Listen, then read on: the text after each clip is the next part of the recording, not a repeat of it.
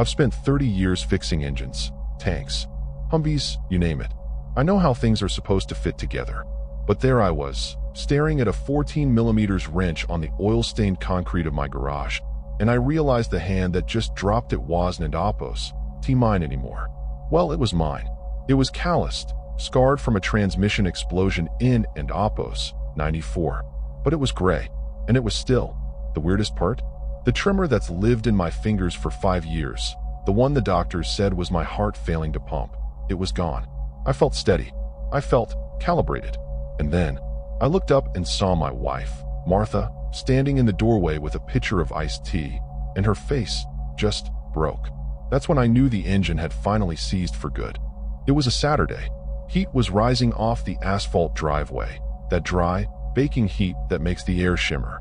I was working on Apos, 69 Chevy, just a hobby project to keep my mind off the chest pains.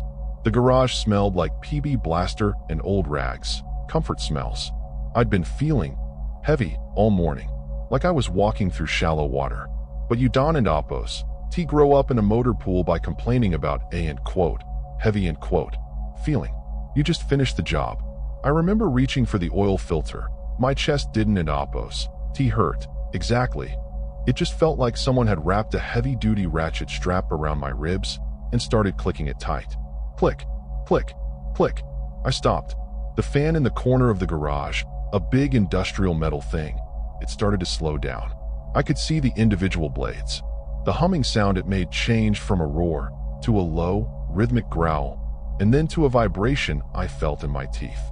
I reached for the workbench to steady myself, but my hand felt like it was made of lead. I thought, maybe I just need a drink of water. But the water was in the kitchen, and the kitchen felt like it was on the other side of the moon. I slumped down against the wheel well of the Chevy. The cold metal felt good against my back. I watched a single drop of oil fall from the underbody. It hung there for an eternity, a perfect amber sphere. I watched it hit the floor, and as it splattered, the sound of the world just disconnected, like someone had pulled the master fuse on the universe. There was no pain. That's the thing I keep telling people, and they don't believe me. Being a mechanic, you expect a breakdown to be violent. Metal grinding on metal, sparks, smoke. But dying? It was like the power just cut. 1 second I was struggling for air, my heart skipping beats like a timing belt with half its teeth missing. And the next, I was just floating. I wasn't in my body, but I wasn't Apos, gone either. I felt lighter than I'd ever felt in my life. It was as if I'd spent 51 years wearing a heavy rucksack full of stones, and someone had finally unbuckled the straps. I didn't Apos, feel the heat of the garage anymore. I didn't Apos, feel the ache in my lower back or the stiffness in my knees from years of crawling under chassis. I was just a point of awareness, hovering about 2 feet above the concrete. I looked at my body. It looked like an old, discarded work jumpsuit. Gray, empty, used up. I remember thinking, in a very practical, matter-of-fact way, well, Kevin, looks like the warranty finally expired, I wasn't Apos, scared. In the army, we're trained to assess the situation. Observation, I am dead. Assessment, I am still here. And then the silence changed. It wasn't Apos, just a lack of noise anymore. It became a presence. Like someone was standing right behind me. Someone who had been there my whole life, but I'd been too loud, too busy, too alive to notice. The air in the garage, if you could even call it air, started to glow.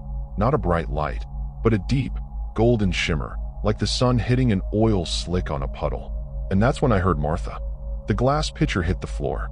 I saw it happen, the way the iced tea splashed across the concrete like a tidal wave in slow motion. The lemon slices sliding out, the ice cubes skittering under the Chevy.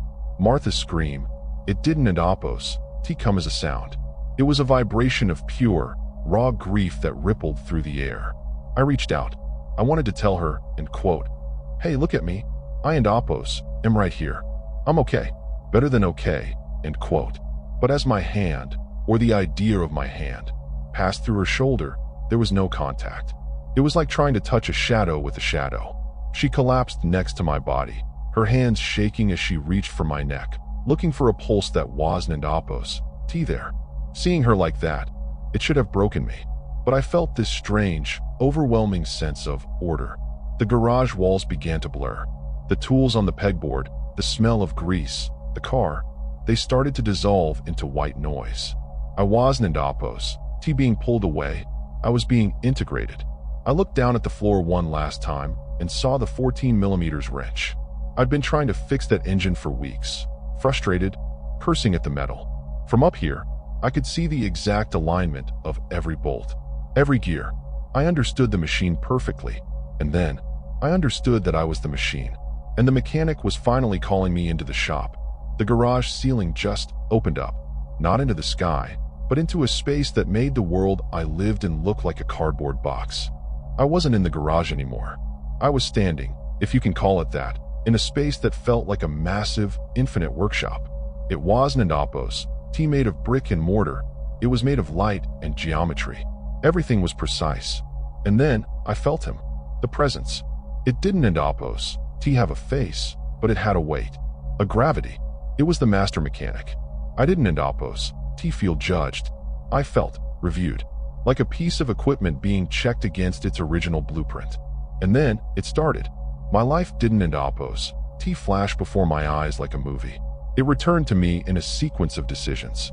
Every time I'd chosen to be honest, every time I'd taken a shortcut, every time I'd helped a guy on the side of the road or snapped at Martha because I was tired. It all came back in a perfect, mathematical order. I saw a decision I made back in Indapos, 92. A tiny thing. I'd found a wallet and returned it without taking a dime. I hadn't Indapos, thought about it in 30 years. But in this place, I saw how that one act sent a ripple, a vibration that affected a dozen other people. And I saw the times I was selfish.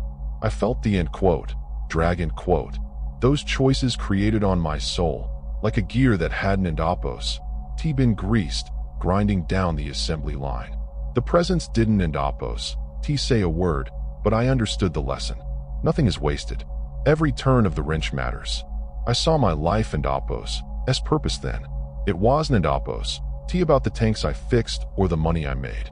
It was about the fit, how I fit into the lives of others. I looked at the presence and I felt this incredible sense of relief. The engine of my life was messy. It had leaks and rust, but the design was sound. I was ready to go deeper into that light. I wanted to see the rest of the factory, but the presence stayed my hand. I felt a thought enter my mind, solid as a steel beam. The job ISN Indapos, signed off yet. The return was like a massive engine backfiring. 1 second I was bathed in that perfect, golden geometry, and the next, crack, my chest exploded. The paramedics had arrived. They'd hit me with the paddles. It wasn't Indapos, welcome back, feeling. It felt like being dragged through a narrow pipe filled with gravel. I heard Martha's voice. It was distant, distorted, like a radio station losing its signal, but then it cleared. Kevin, stay with me. Kevin, I opened my eyes and the first thing I saw wasn't Indapos, the light. It was the fluorescent bulb on my garage ceiling, flickering, buzzing, a cheap, imperfect piece of hardware. I looked at my hands. They were shaking again. The tremor was back. But I didn't Indapos, care. Since that day, the garage feels different. I still fix things. I still get grease under my fingernails. But I don't Indapos, curse at the rusted bolts anymore. I realized that every decision I've ever made, even the ones I thought I'd forgotten, they're all stored. They all have a place in the blueprint. People ask me if I'm afraid to go back. Afraid? I spent my whole life worrying if I wasn't, good enough, or if I'd made too many mistakes. Now I know, the master mechanic doesn't Indapos, discard the parts just because they're worn out. He just waits for the right time to realign them. I'm 51 years old, and my heart still skips a beat now and then, but I don't Indapos, panic. I just look at my wrench, think of that golden workshop, and remember that every turn matters. I'm just finishing the job until the next shift starts.